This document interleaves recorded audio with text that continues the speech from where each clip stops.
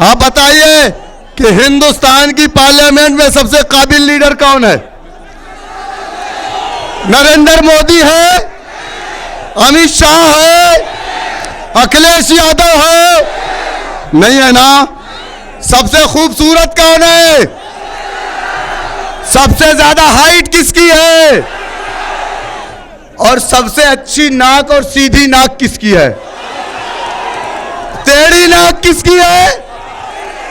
किसकी है? अरे इतना खूबसूरत, इतना काबिल मेरा लीडर है। मेरे लीडर की काबिलियत 2014 में हिंदुस्तान के पार्लियामेंट ने बेस्ट पार्लियामेंटियन का अवार्ड दिया था। ये काबिलियत है, ये खौफ है समाजवादी बीएसपी कांग्रेस को। अच्छा, एक साहब थे, मालूम है आपको? एक तो पियर के चाचा आए थे हम लोगों के साथ। पियर के चाचा मालूम है ना? तो पियर के चाचा हम लोग के साथ चले। आपको याद है 12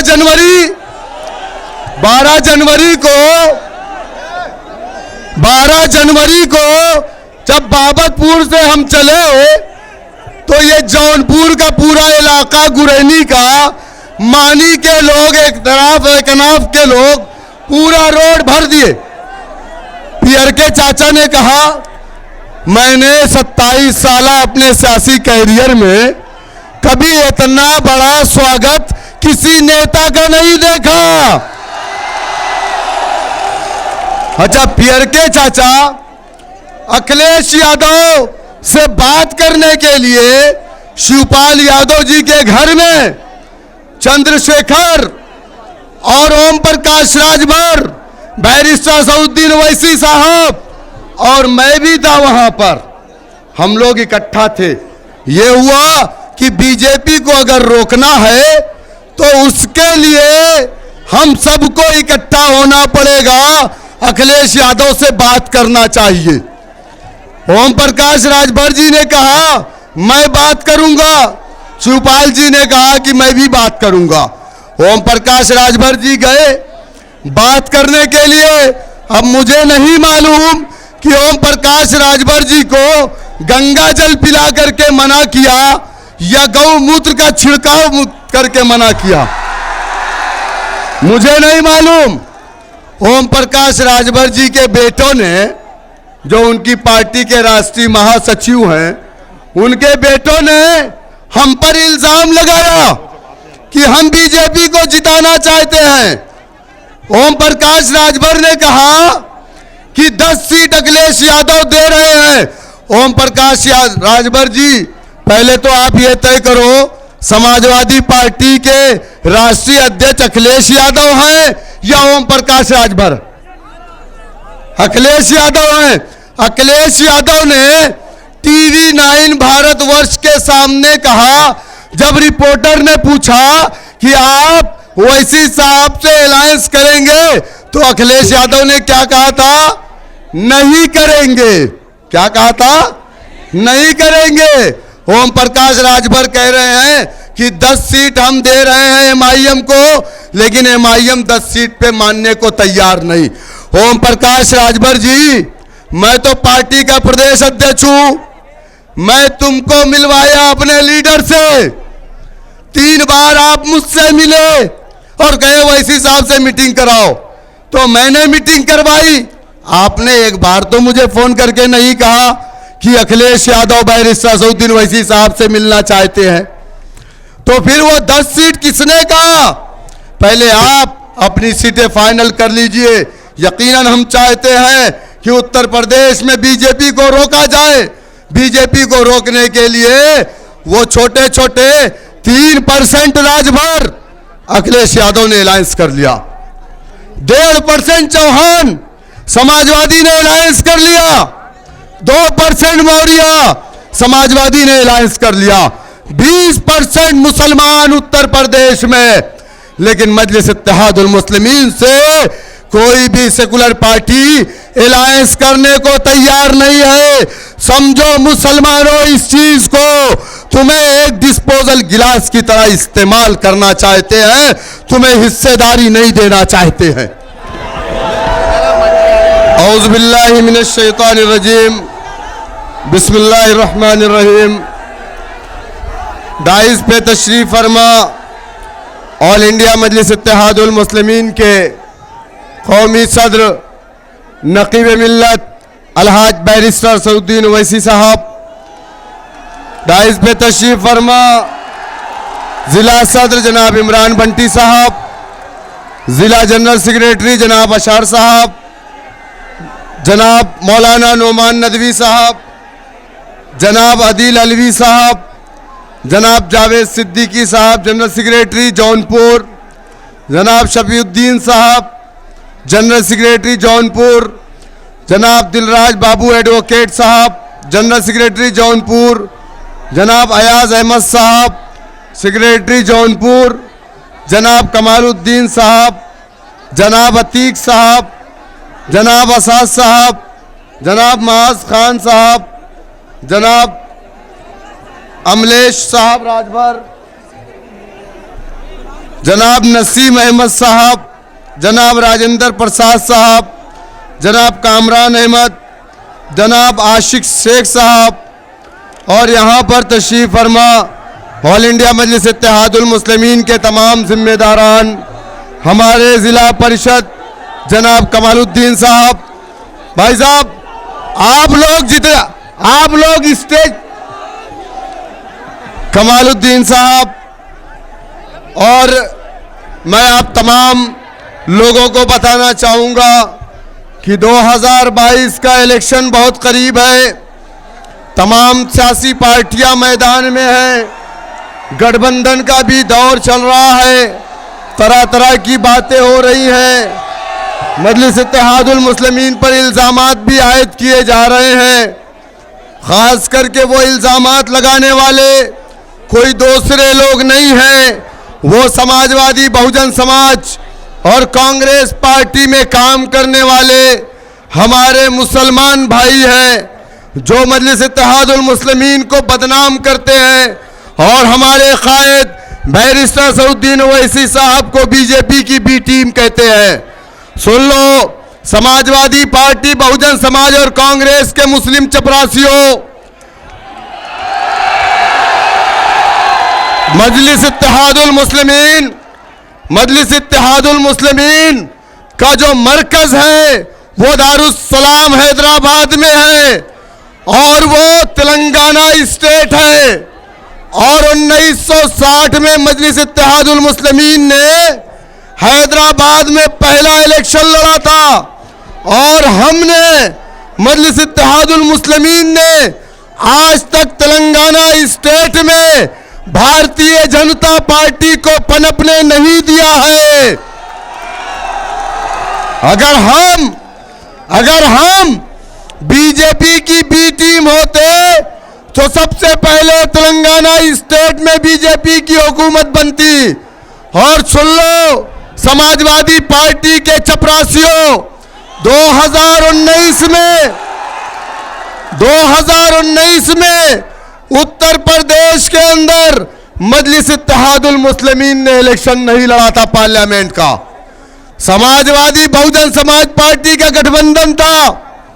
यही मुसलमान लड्डू बांट रहे थे, मिठाइयां खिला रहे थे। लोग ये सोचते थे कि जिसको टिकट मिल जाएगा वो मेंबर ऑफ पार्लियामेंट बन जाएगा। यकीनन उत्तर प्रदेश में मजलिस इत्तेहादुल मुस्लिमीन ने उस गठबंधन की तायद की थी और उस गठबंधन को वोट देने की अपील भी हम लोगों ने किया था। हम लोग मुसलमानों ने, हमारी पार्टी के वर्करों ने पूरी मजबूती के साथ सपा बसपा गठबंधन को वोट कराया। बावजूद उसके उत्तर प्रदेश के अंदर अगर 60 से ज्यादा सीटें बीजेपी जीत करके आ रही है तो उसका जिम्मेदार कौन है? अरे तुम अपने नाकारेपन को हम पर इल्जाम लगाते हो। ये बीजेपी की जीत नहीं है, समाजवादी बहुजन समाज पार्टी का नाकारापन है जो बीजेपी उत्तर प्रदेश के अंदर इतनी तेजी से आगे बढ़ रही है। मेरे दोस्तों, मेरे बुजुर्गों, हमसे कहा गया कि आप क्यों आए, उत्तर प्रदेश में मजलिस क्यों आई, नहीं आना चाहिए था। तो सुन लो मेरे कौम के गय्यूर नौजवानों, मजलिस इत्तेहादुल मुस्लिमीन उत्तर प्रदेश में आई नहीं, बल्कि उत्तर प्रदेश ने जाकर के हैदराबाद दारुस्सलाम से मजलिस को लाने का काम किया है। हम उत्तर प्रदेश से चल करके एक लीडरशिप की तलाश में 1400 किलोमीटर का सफर करके हम दारुस्सलाम की चौखट पर पहुंचे और हमने अपने कायद से मुलाकात की। और क्यों गए? हम ना जाते अगर मुजफ्फरनगर का दंगा ना होता, हम ना जाते अगर खालिद मुजाहिद को पुलिस कस्टडी में ना मारा जाता, हम ना जाते अगर मुसलमानों को रिजर्वेशन मिल जाता, हम ना जाते अगर मुसलमानों को आतंकवाद के झूठे मुकदमों में जो वादा समाजवादी ने किया था उसको पूरा किया होता।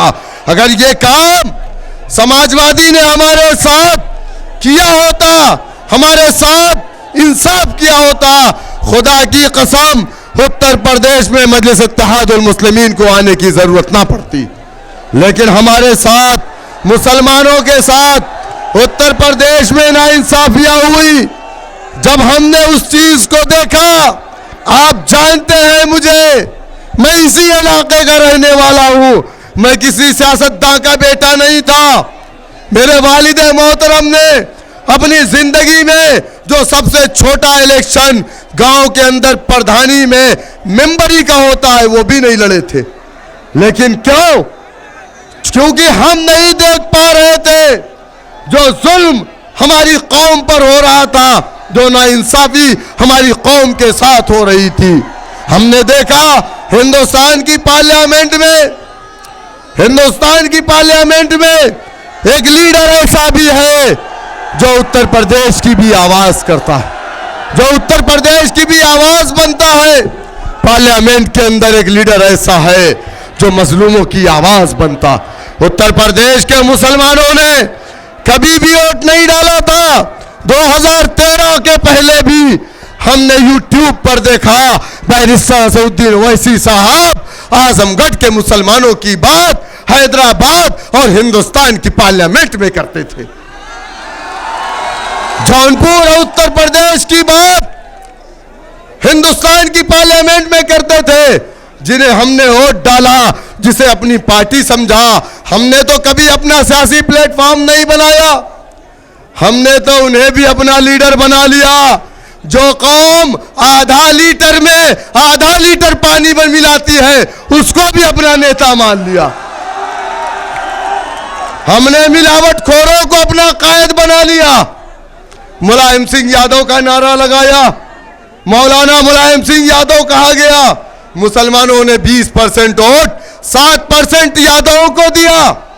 आज उत्तर प्रदेश का कौन सा ऐसा शोबा है, कौन सा ऐसा सरकारी दफ्तर है, आज उत्तर प्रदेश में कौन सा ऐसा थाना है जहां मुसलमानों आपका बेटा कहां है?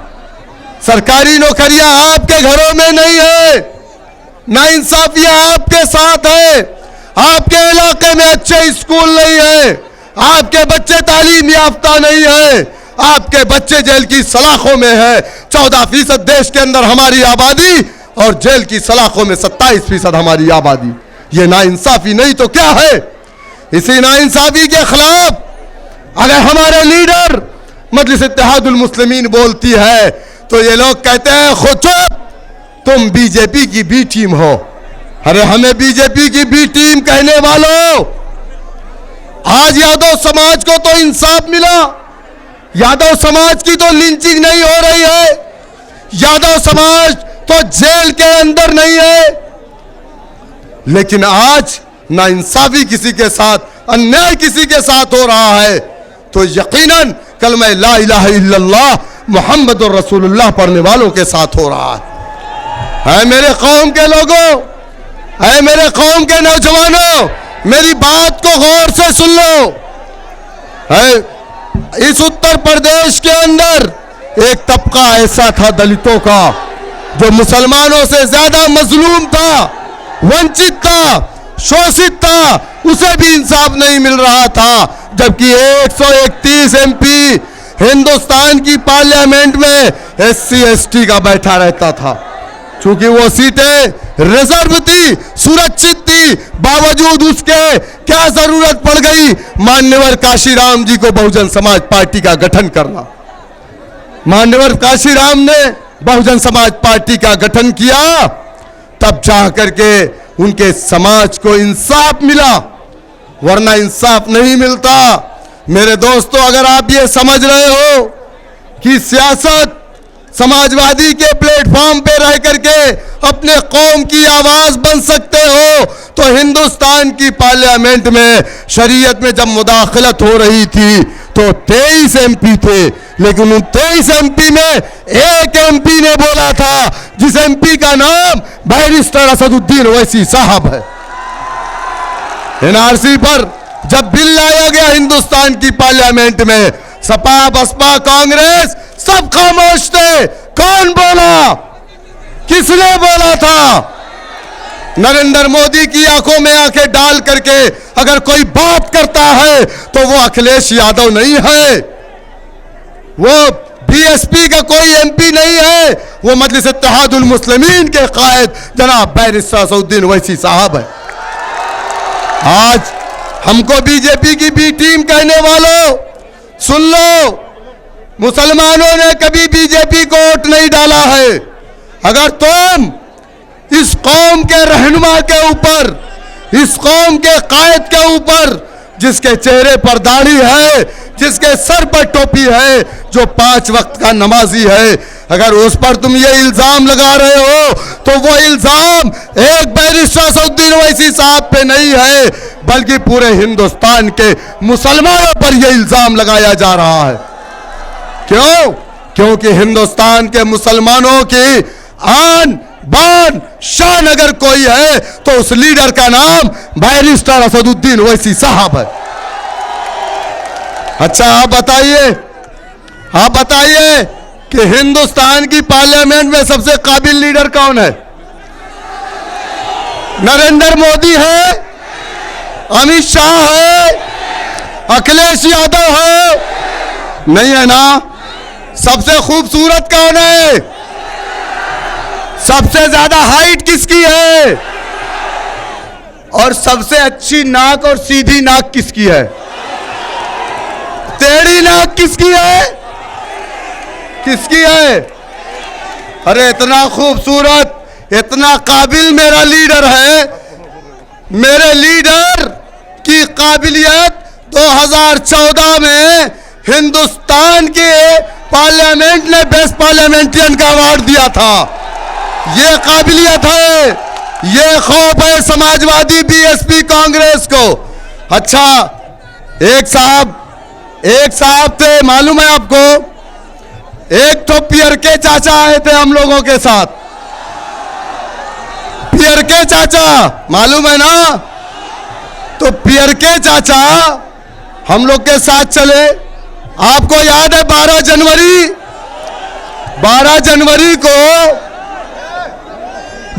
जनवरी को जब बाबतपुर से हम चले तो ये जौनपुर का पूरा इलाका, गुरैनी का, मानी के लोग एक तरफ, एक अनाफ के लोग पूरा रोड भर दिए। पियर के चाचा ने कहा, मैंने 27 साल अपने सियासी कैरियर में कभी इतना बड़ा स्वागत किसी नेता का नहीं देखा। अच्छा, पियर के चाचा अखिलेश यादव से बात करने के लिए शिवपाल यादव जी के घर में चंद्रशेखर और ओम प्रकाश राजभर, बैरिस्टर असदुद्दीन ओवैसी साहब और मैं भी था वहां पर। हम लोग इकट्ठा थे। ये हुआ कि बीजेपी को अगर रोकना है तो उसके लिए हम सबको इकट्ठा होना पड़ेगा, अखिलेश यादव से बात करना चाहिए। ओम प्रकाश राजभर जी ने कहा मैं बात करूंगा, शिवपाल जी ने कहा कि मैं भी बात करूंगा। ओम प्रकाश राजभर जी गए बात करने के लिए।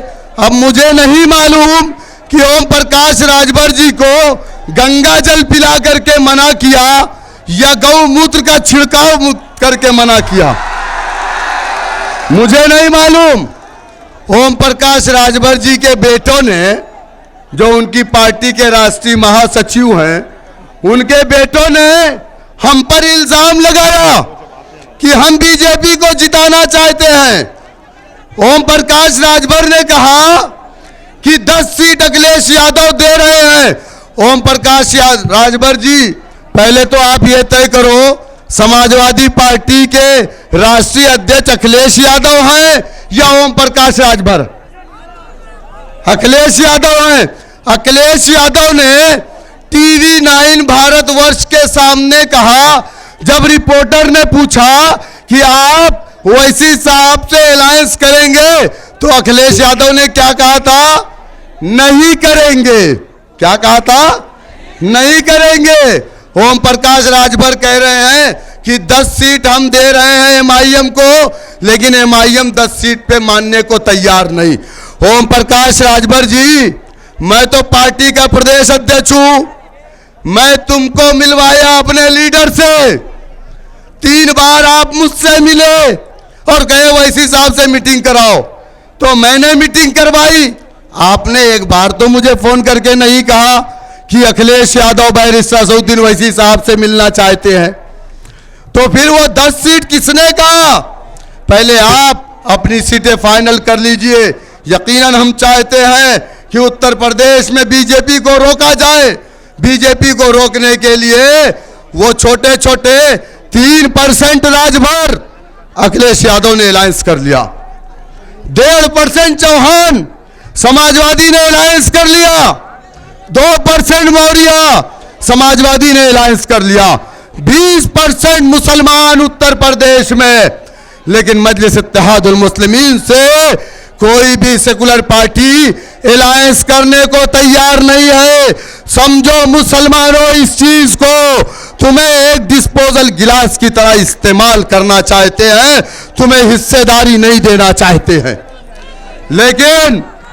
लेकिन पार्टी ने यह तय कर लिया है कि उत्तर प्रदेश में हम तो चाहते हैं, अगर तुम नहीं चाहते हो कि मजलिस से तुम अलायंस करो, तो हम उत्तर प्रदेश में इंशाअल्लाह ताला अकेले चुनाव लड़ेंगे और 100 नहीं, इंशाअल्लाह 100 से ज्यादा सीटों पे चुनाव लड़ेंगे हम।